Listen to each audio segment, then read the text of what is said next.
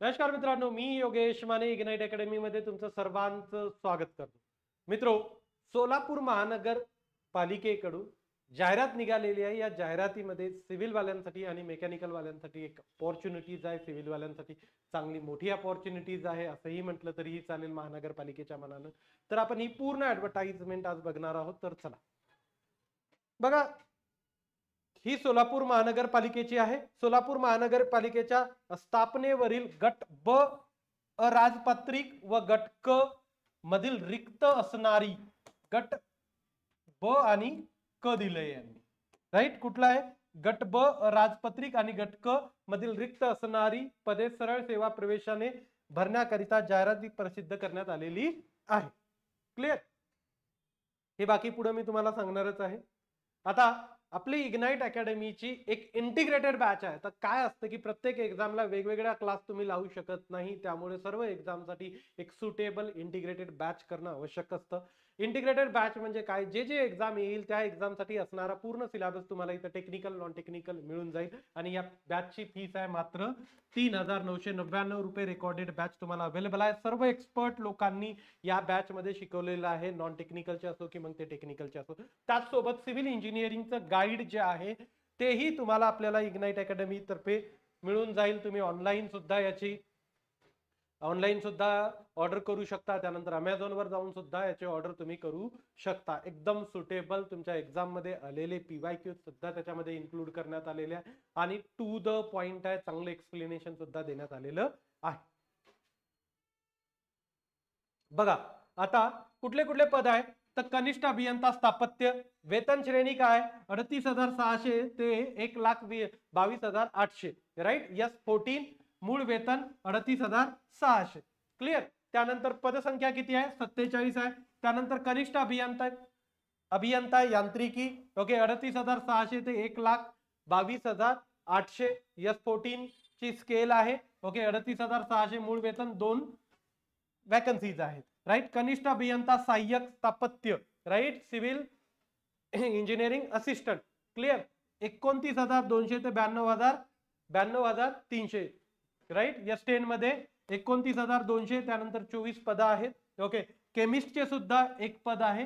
त्यानंतर तुमचं filter inspector याचा सुद्धा 2 पद देण्यात आलेले आहेत. पुढे आता बघा, ऑनलाईन पद्धतीने अर्ज नोंदणी सुरू होण्याचा दिनांक ऑनलाईन आहे. वेबसाईटवर जायचं, सोलापूर महानगरपालिकेचा अप्लाय करायचं, ओके. 16/12/2023 पासून ऑनलाईन पद्धतीने अर्ज सादर करण्याची अंतिम दिनांक कधी आहे? 31/12. कधीपासून सुरुवात होणार आहे? 16 पासून. आणि एंड कधी आहे? 31 ला रात्री 11:55. क्लिअर? केंद्र प्रवेश पत्र, हॉल तिकीट मिळण्याचा दिनांक परीक्षा दिनांकाच्या 7 दिवस अगोदर तुम्हाला हॉल तिकीट तुमचं अवेलेबल होऊन जाईल. परीक्षेचा दिनांक तुम्हाला वेबसाईटवर कळेल की कधी तुमची परीक्षा असणार आहे ते. पुढं आता बघा, हे जे 47 एकूण पद होते सिव्हिल इंजिनिअरिंगचे, तर त्याचं कॉन्ट्रीब्युशन कसं आहे? रिझर्वेशन नुसार अनुसूचित जातीच्या 8 आहेत, त्याच्यामध्ये लेडीजला 2 आणि सर्वसाधारण 6 आहेत. अनुसूचित जमातीसाठी 5 टोटल आहेत, सर्वसाधारण 3, लेडीजसाठी 2, ओके.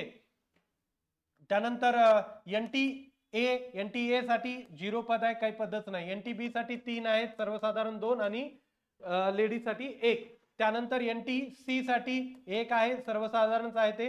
NTD साठी 2 आहेत टोटल, लेडीजला 1 आणि सर्वसाधारण 1, ओके. त्यानंतर SBC ला काही वॅकन्सीज नाही आहेत. EWS ला 5 वॅकन्सीज आहेत, राईट. तर 3 वॅकन्सीज सर्वसाधारण आहेत आणि 2 वॅकन्सीज लेडीज साठी आहेत, ओके. सॉरी, इतर मागासवर्ग म्हणजे OBC.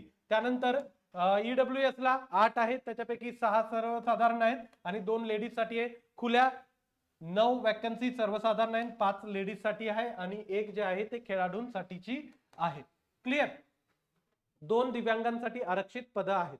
आता बघा, ज्यांना म्हणजे जसं SBC आहे आणि NTA आहे, यांच्यासाठी तुम्हाला वॅकन्सी दिसणार नाही. ते लोक जनरल मधून फॉर्म अप्लाय करू शकतात, त्यामुळे टेन्शन घ्यायचं नाही. आमच्या कॅटेगरीला वॅकन्सीज नाही, जनरल मधून सर्वांसाठी खुला म्हणजे सर्वांसाठी. क्लिअर? पुढं आता याचं इलिजिबिलिटी क्रायटेरिया काय त्यांनी इथं दिलेला आहे. मान्यता प्राप्त विद्यापीठाची स्थापत्य अभियांत्रिकी शाखेची पदवी परीक्षा उत्तीर्ण, त्यानंतर स्थापत्य अभियांत्रिकी शाखेतील पदव्युत्तर पदवी परीक्षा उत्तीर्ण असणाऱ्यांना प्राधान्य. रिटर्न होणार आहे त्यामुळे फार जास्त काही फरक पडणार नाही याचा.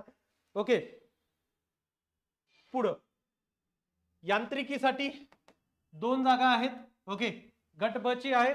अनुसूचित जातीसाठी 1 जागा आहे, सर्वसाधारण आहे ती. ओके, आणि NTA साठी 1 जागा आहे. ओके, ती सर्वसाधारण आहे. ओके, खुल्या प्रवर्गासाठी जागा नाही. म्हणजे फक्त हे समजून चालायचं की NTA ओके आणि अनुसूचित जाती यांच्यासाठीच आहे. इलिजिबिलिटी काय? मान्यता प्राप्त विद्यापीठाकडून यांत्रिकी अभियांत्रिकी शाखेतील पदवी परीक्षा उत्तीर्ण. इथं पण सेम आहे, पदव्युत्तर पदवी परीक्षा उत्तीर्ण असणाऱ्यास प्राधान्य.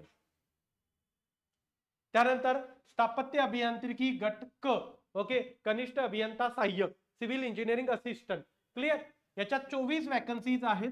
तर अनुसूचित जातीसाठी 1 आहे, ती सर्वसाधारण आहे. अनुसूचित जमातीसाठी 2 आहेत, 1 सर्वसाधारण 1 लेडीज साठी. NTA साठी 1 आहे, ती सर्वसाधारण आहे. NTB साठी 1 आहे, सर्वसाधारण आहे. NTC साठी 1 आहे, सर्वसाधारण आहे. NTD साठी 1 आहे, सर्वसाधारण आहे. ओके, OBC साठी 6 आहेत. तर सर्वसाधारण 2, लेडीज साठी 2, माजी सैनिकांसाठी 1 आणि अंशकालीनसाठी 1. क्लिअर आहे, अंशकालीनसाठीच आहे. त्यानंतर EWS साठी 3 आहेत, सर्वसाधारण 2, 1 लेडीज साठी. खुला प्रवर्ग 8 आहेत, सर्वसाधारण 4, लेडीज साठी 2, एक्स सर्व्हिसमॅन साठी 1 आणि अंशकालीनसाठी 1. क्लिअर, तर अशा 24 जागांचे पण डिस्ट्रीब्युशन आहे. इथं बघा, मान्यता प्राप्त स्थापत्य अभियांत्रिकी शाखेची पदविका. पदविका म्हणजे डिप्लोमा, पदविका म्हणजे डिप्लोमा, पदवी म्हणजे डिग्री.